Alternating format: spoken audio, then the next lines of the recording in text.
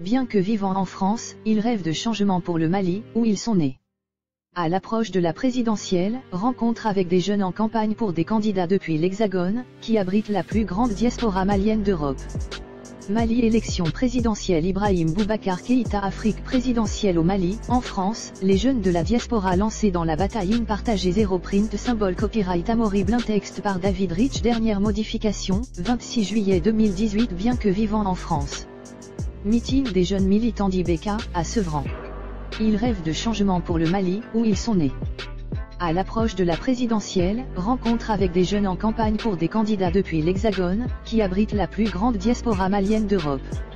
Skip ils sont nés au Mali, sont venus étudier en France certains y travaillent aujourd'hui et rêvent de changement pour leur pays natal. À l'approche de l'élection présidentielle du 29 juillet, de jeunes Maliens ont décidé de s'engager en politique en intégrant les équipes de campagne des partis depuis la France. Très courtisés par les candidats, ils offrent un accès inégalé à la diaspora malienne de France, la plus importante d'Europe. France 24 est parti à la rencontre de quelques-uns de ces jeunes, en Île-de-France. Lancée officiellement le 7 juillet 2018, la campagne présidentielle suscite un engouement très fort parmi les Maliens de l'intérieur comme de l'extérieur, et notamment de France.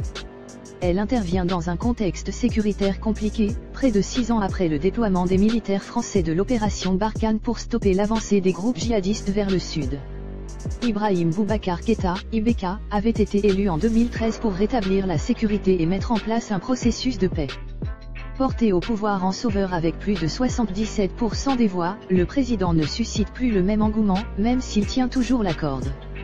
La situation sécuritaire s'est dégradée au centre du pays et la présidence est visée par plusieurs affaires de corruption. Les partis d'opposition traditionnels et nombre de ses anciens alliés font aujourd'hui campagne contre lui, pas moins de 24 candidats sont ainsi en lice pour une élection à l'issue incertaine. Le camp IBK Karim Ghali Cissé, le chef de la section jeune du RPM, Rassemblement pour le Mali, en France nous reçoit dans son QG, sorte de hall au premier étage d'un immeuble vétuste de Montreuil. Il se saisit de l'organigramme des 24 candidats, et coche 11 profils. Tous ceux-là ont été nommés à des postes par le président. Certains ministres sont sortis du gouvernement à peine quelques mois avant l'élection, lance-t-il. Leur but est de monnayer leur soutien pour le deuxième tour, ce qui les intéresse c'est leur gain personnel. Jeune homme de bonne famille, Karim est venu en France pour poursuivre des études. Il est en deuxième année de thèse en droit. Pour développer son réseau, il est d'abord passé par le milieu associatif, comme beaucoup de jeunes Maliens ambitionnant un jour de se lancer en politique. Il a présidé l'association des étudiants maliens d'Île-de-France, une organisation dite apolitique qui conseille et aide les jeunes dans leurs démarches administratives, la recherche d'emploi et de logement. En 2016, il s'encarte au RPM, le parti du président, avec en ligne de mire, l'élection présidentielle de 2018. Accompagné d'une poignée de militants, il travaille aujourd'hui en étroite collaboration avec la section des femmes, elle aussi chargée de fédérer les sympathisants autour du candidat au service du secrétaire général du parti en France. Pour lui, il ne fait aucun doute que IBK sera réélu, l'opposition a voulu instrumentaliser la question sécuritaire en affirmant que les élections ne pourraient avoir lieu dénonce-t-il. Mais le président a pu aller faire campagne au nord jusqu'à Kidal sans problème. Une opposition active outre celle du chef de l'État. Deux équipes de campagne sont particulièrement actives en France, celle de Soumaïla Cissé, opposant de longue date. Arrivé second aux dernières élections, et celle Cheikh Modibo Diarra, ancien astrophysicien à la NASA, et ex-premier ministre par intérim. Venue en France grâce à une bourse étudiante, elle a intégré l'équipe de Soumaïla Cissé. Rehana Yattara, 29 ans, a toujours voulu faire de la politique au Mali. Aujourd'hui ingénieure en télécommunications, elle s'occupe notamment de sa campagne numérique. Il est le candidat le plus expérimenté, il a été ministre, a dirigé plusieurs instances internationales et a une vraie connaissance du terrain. Il a le programme le plus solide, notamment sur le plan économique et cet aspect est très important pour moi, explique Rehana. Celui qu'on décrit comme le troisième homme, Cheikh Modibo Diarra, avait remporté moins de 3% des voix en 2013. Il est pourtant aujourd'hui considéré comme un challenger sérieux, notamment grâce au ralliement d'une figure de poids, l'ancien Premier ministre Moussa Mara. S'il ne bénéficie pas du même ancrage sur le territoire malien que ses rivaux, il suscite un enthousiasme certain parmi la diaspora française.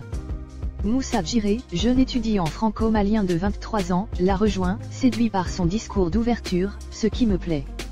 Ce sont les propositions sur la bonne gouvernance, la réduction du nombre de ministres à 20, la parité homme-femme, la mise en place d'un système d'évaluation pour les fonctionnaires. C'est ça dont le Mali a besoin. On en a assez des présidents qui réservent les postes de pouvoir à leurs proches, dit-il. Séduire la diaspora. Outre les questions récurrentes que sont la sécurité, la santé et le développement, les équipes de campagne mettent en avant les propositions spécifiques destinées aux Maliens de l'extérieur.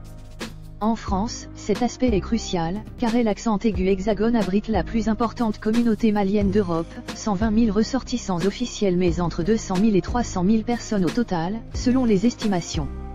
Plus que leur nombre, c'est leur poids économique qui intéresse les politiques, car les Maliens de France envoient chaque année des dizaines de milliers d'euros au pays pour faire vivre leurs proches, participant ainsi de manière indirecte mais significative au PIB du Mali. En meeting, l'équipe d'IBK vante la création d'un fonds de financement pour les Maliens souhaitant rentrer au pays développer des projets. L'ouverture d'un deuxième consulat à Lyon pour faciliter les démarches en région ou bien encore la construction de la Maison des Maliens de l'extérieur à Bamako, inaugurée en grande pompe quelques mois avant l'élection.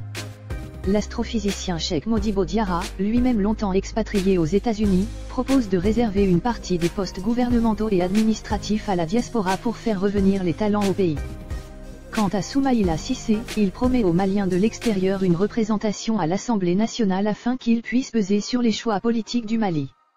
Le casse-tête des cartes d'électeurs. L'accès au vote représente un enjeu majeur pour les jeunes militants de France dont l'un des rôles est de faciliter et de coordonner le scrutin en lien avec l'ambassade du Mali. Cette année, le gouvernement a opéré un retour à la carte électorale, jugée plus fiable que la carte d'identité. Mais si les nouvelles cartes ont été fabriquées à temps, il n'est pas toujours aisé pour les Maliens de France de les récupérer. Je m'étais inscrite dans le 92 Hauts-de-Seine, note de la rédaction, mais on m'a envoyé au centre de Meaux dans le 77, Seine-et-Marne pour récupérer ma carte. J'y suis allée 2 fois, mais là-bas, impossible de la trouver, ils sont très mal organisés, explique Rehana, agacée. C'est quand même incroyable, on incite les gens à aller récupérer leurs cartes pour voter et nous on n'arrive même pas à obtenir les nôtres. Même son de cloche du côté d'Herman Diarra, chef de campagne de Cheikh Modibo Diarra en France, qui a tout de même réussi à faire transférer par la poste sa carte d'électeur. On voit bien que rien n'est fait pour faciliter le vote de la diaspora. Chez IBK, les militants temporisent. Oui, il y a des erreurs, mais depuis le recensement de 2016, certains Maliens ont déménagé et n'ont pas pensé à actualiser leur situation. D'autres, en situation irrégulière, ne veulent même pas entendre parler de recensement, affirme Karim. Lance-t-il, mettant en cause le gouvernement. Lui met en avant d'autres problèmes récurrents, comme l'illettrisme. Pour savoir où récupérer les cartes d'électeurs, il faut consulter le site de l'ambassade, tâche pour laquelle les militants des partis sont très souvent sollicités. Enfin, en région, c'est la répartition des bureaux de vote qui coince, il faut parfois parcourir de longues distances et les partis doivent s'organiser pour venir chercher les électeurs n'ayant pas les moyens de se déplacer. D'après l'ambassade, moins de 30% des cartes d'électeurs auraient été récupérées dans les bureaux. Mais pour les jeunes militants maliens, le combat continue. À quelques jours de l'élection, les nouvelles ne sont pas bonnes. Un coup dur.